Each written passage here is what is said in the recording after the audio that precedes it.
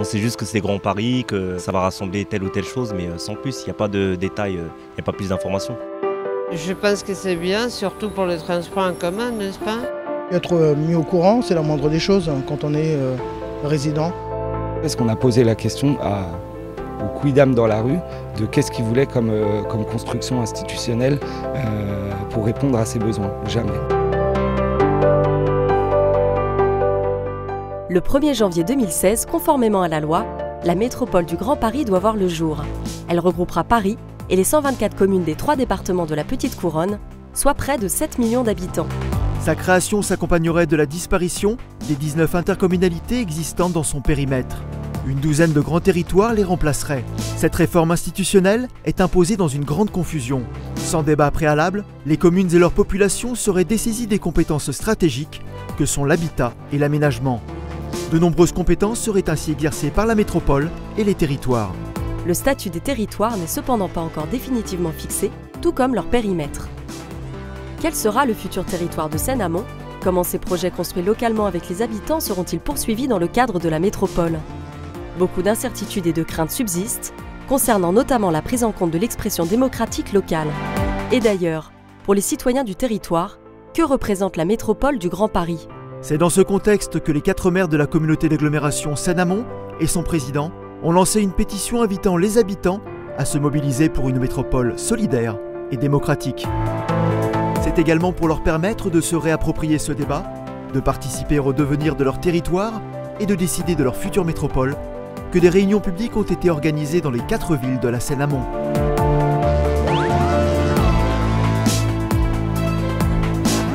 Je voudrais savoir quelles sont les compétences qui restent à la commune, parce que vu l'exposé qu'on nous a fait, on voit pas bien ce qui peut rester. En faisant que la métropole ait la maîtrise complète du foncier, du coup, il nous coupe toute possibilité de décider nous-mêmes de ce qu'on va construire, de ce qu'on va aménager à côté de chez nous, le nombre de logements sociaux pour loger nos gosses.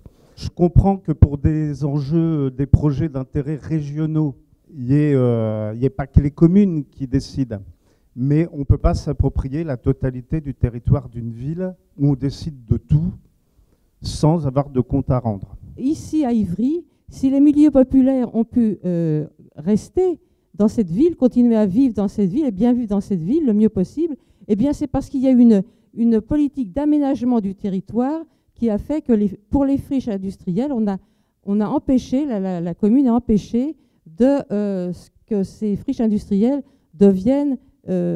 soient remplacées par des opérations de grand luxe, etc.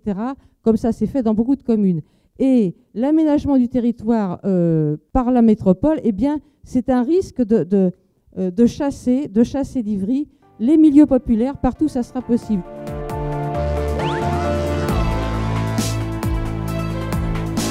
Ce qui me paraît très inquiétant dans cette métropole, c'est l'absence de dimension humaine. C'est de cette capacité à pouvoir effectivement avoir un interlocuteur que l'on identifie, sur lequel on peut mettre un visage, que l'on reconnaît, et donc avec qui on peut discuter. Dans ce Grand Paris, si toutes ces compétences disparaissent de la municipalité, voire du département, qui est encore une petite échelle, pour aller à des échelles beaucoup plus vastes, je crains que l'on perde effectivement cette dimension humaine.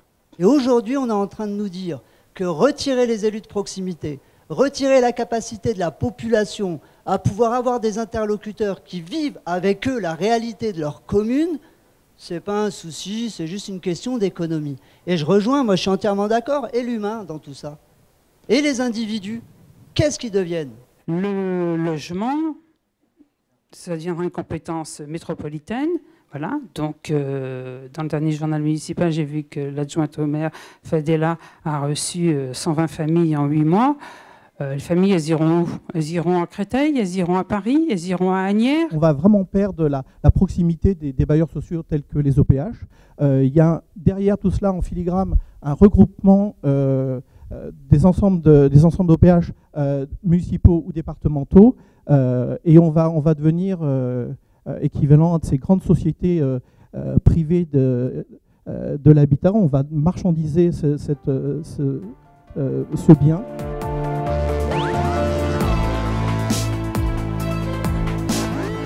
C'est très très inquiétant, je trouve, qu'on se trouve à 6 mois de la date de début de ce projet. Enfin, là, on a l'impression en fait qu'ils vont tout bouffer, quoi. Et puis, on ne sait pas trop ce que ça va devenir. Et tout ça sans élection, sans rien. Donc, voilà ce qui m'inquiète. On a cette chance d'être encore en fait en démocratie ici. Une vraie démocratie, c'est-à-dire c'est les Valentonnais qui décident avec des gens qui font partie de Valenton et qui ne sont pas des technocrates et qui ne nous amènent pas des rapports en disant il faut ça pour vous. C'est que l'initiative prise par la ville, pourquoi n'a-t-elle pas été prise au plan de la grande métropole? La participation de la population à l'élaboration d'un projet solidaire, pourquoi ça n'a pas été fait? Parce qu'on veut dessaisir la population justement de toute démarche démocratique. Alors en plus, ça arrive à un assez mauvais moment où le pouvoir politique est discrédité, c'est difficile pour les élus d'exister. Et là où ça continue à exister, c'est au niveau local. Donc on se dit que le gouvernement qui voudrait relancer le débat public et faire exister les partis et le débat politique, s'attaque au niveau local, où c'est là où ça fonctionne le plus, c'est là où les gens vont voter. Moi, je n'ai pas un frein sur ce Grand Paris, cette métropole, bien au contraire. Sauf que là, ce soir, j'ai pas entendu de réponse. Qui finance quoi? Qui va avoir quoi? Pour l'instant, on est dans le flou le plus total. Et ça m'interpelle. Nous devons pouvoir décider de notre vie et de ce que doit devenir l'Île-de-France et où va notre argent et qui doit gérer notre argent.